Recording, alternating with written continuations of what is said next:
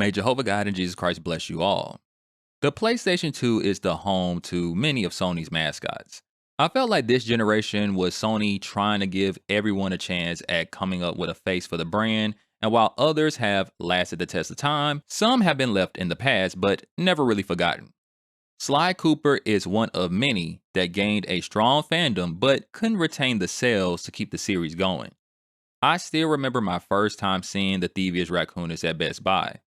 Those comic book graphics and that cool cover art caught my attention. But after getting my own PS2, I gotta be honest, I got preoccupied with another game involving criminals and I never got back into Sly Cooper.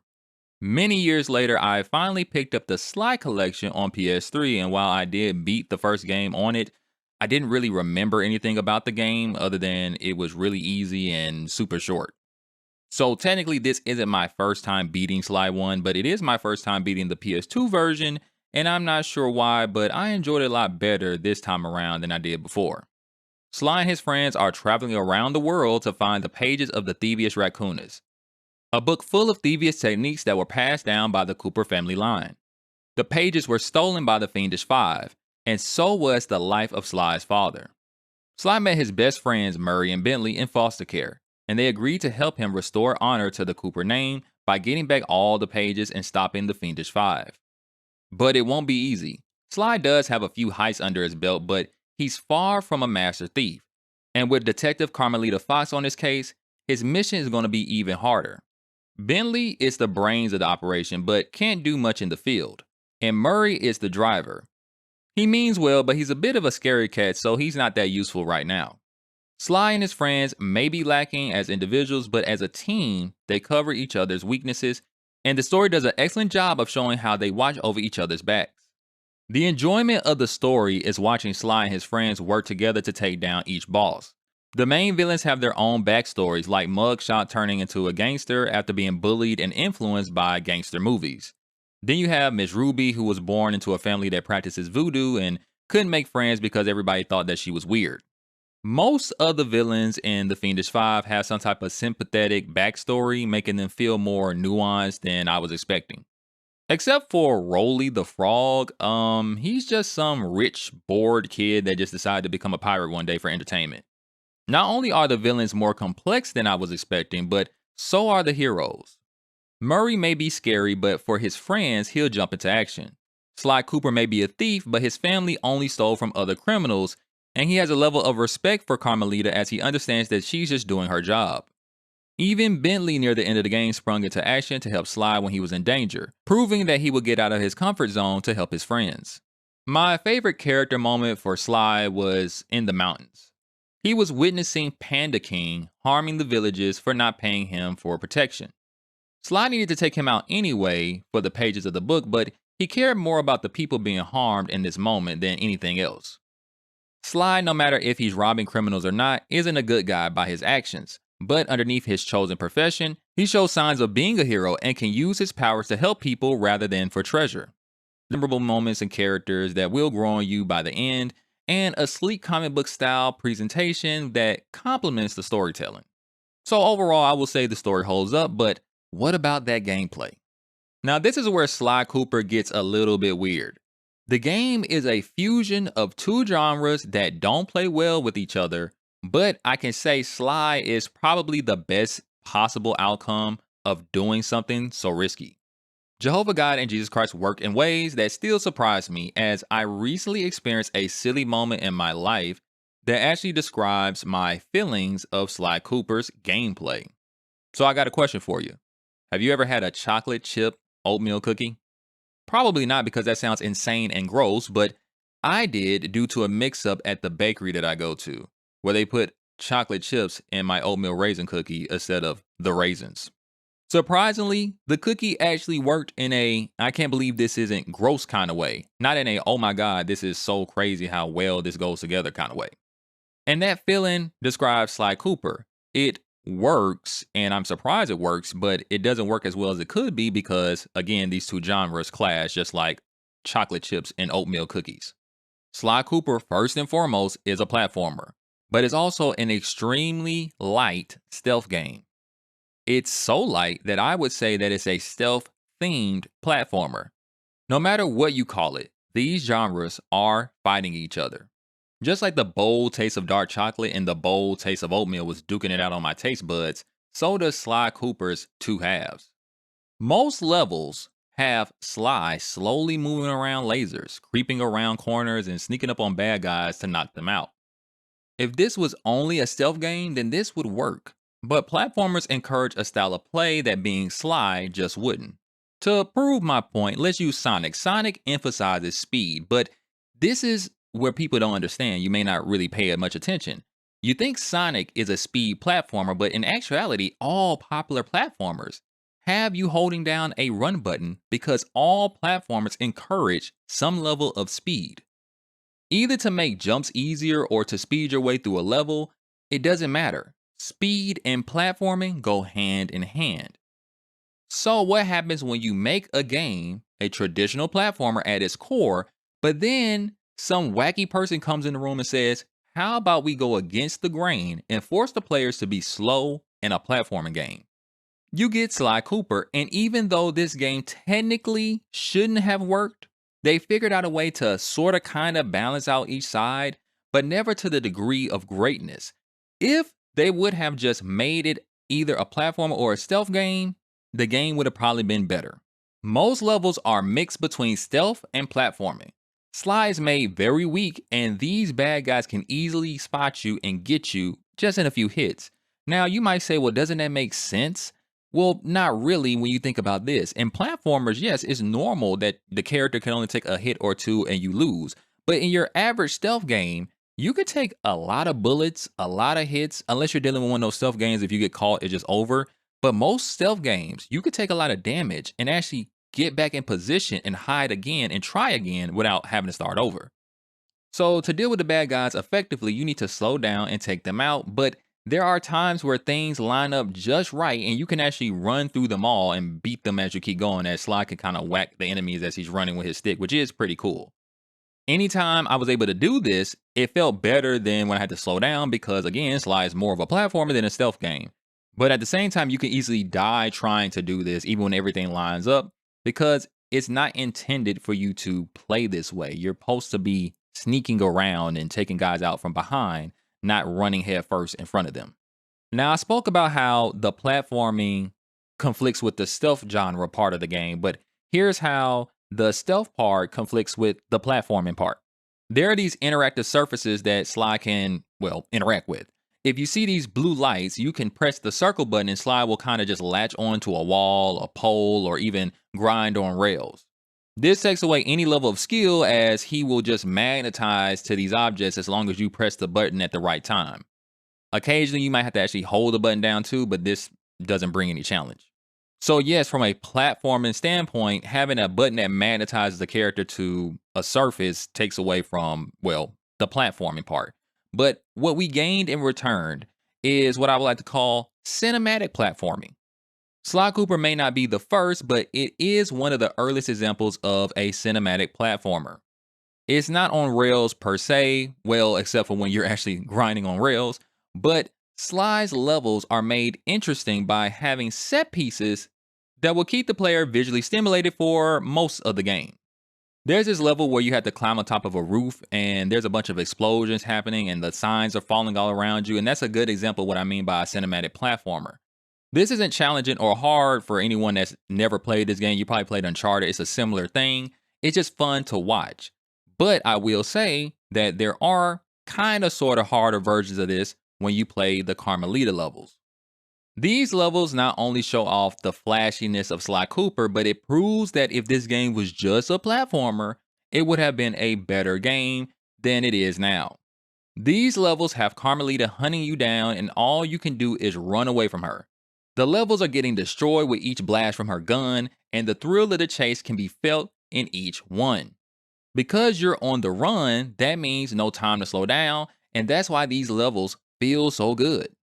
To drive home the point even more that Sly's two sides don't work that well together is that the devs made close to half of the game mini-games. The Murray missions have you participating in challenging races, and Sly will pick up some type of a gun and shoot his way through a level. Now, these gimmick levels are fun, so don't think I'm crapping on them, but it's clearly a sign that they must have ran out of ideas for standard levels.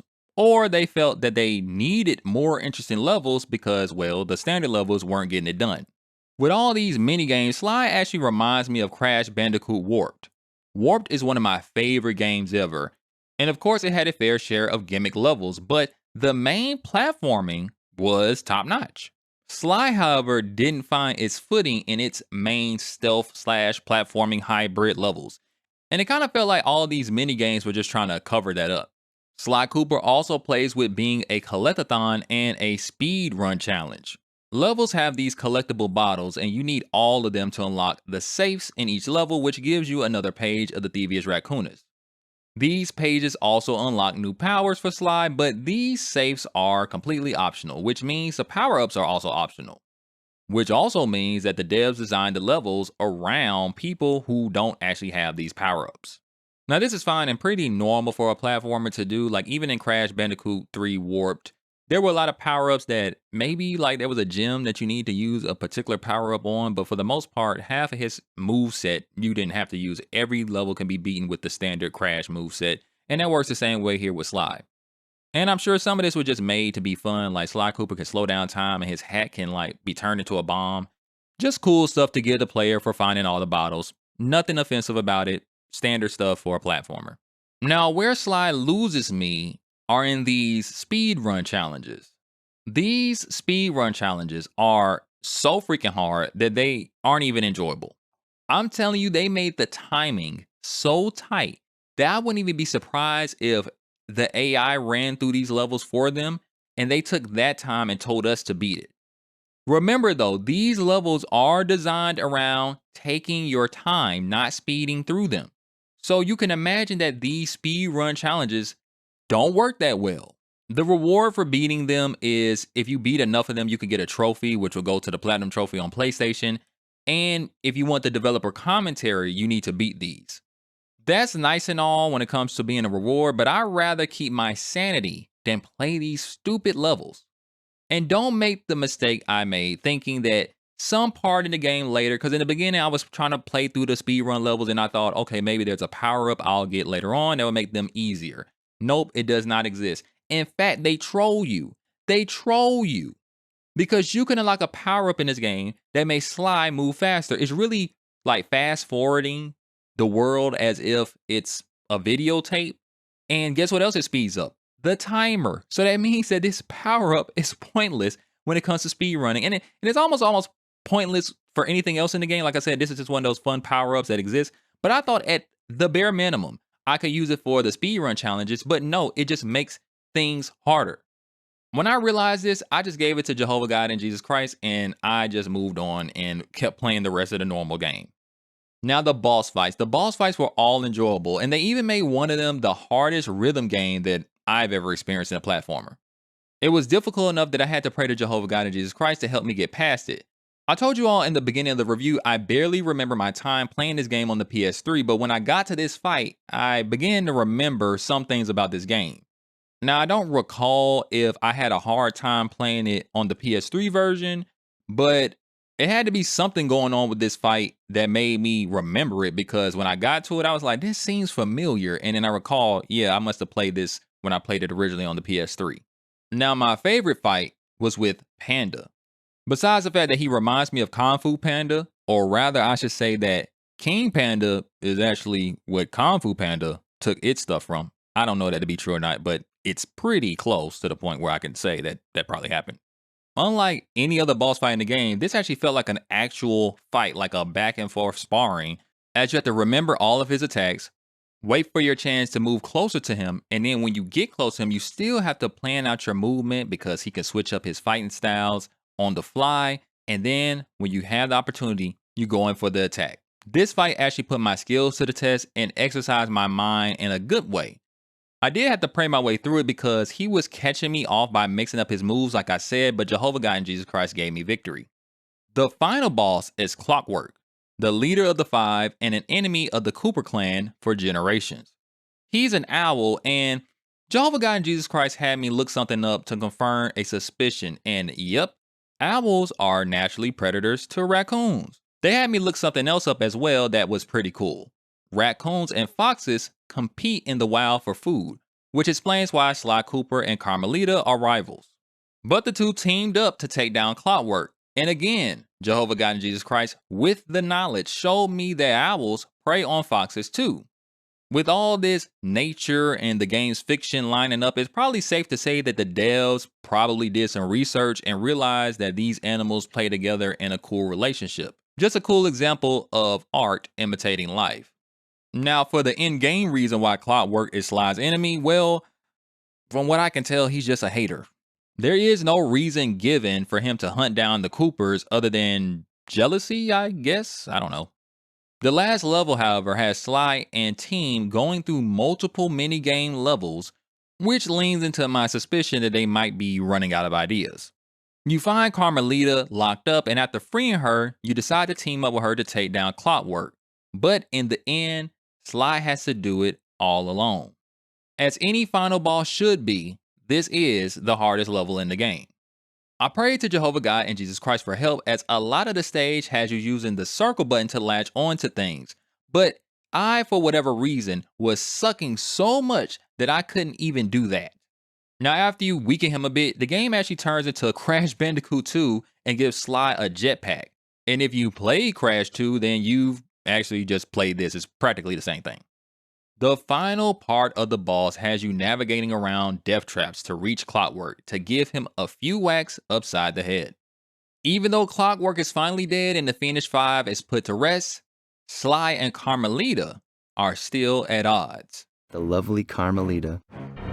Looks like we're not going to be friends anymore. Now that Clockwork's death ray is out of commission, we're back to playing cops and robbers.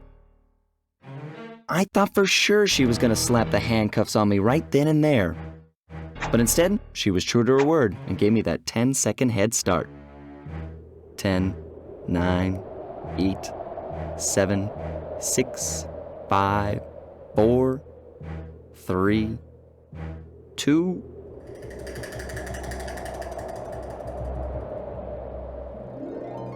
1.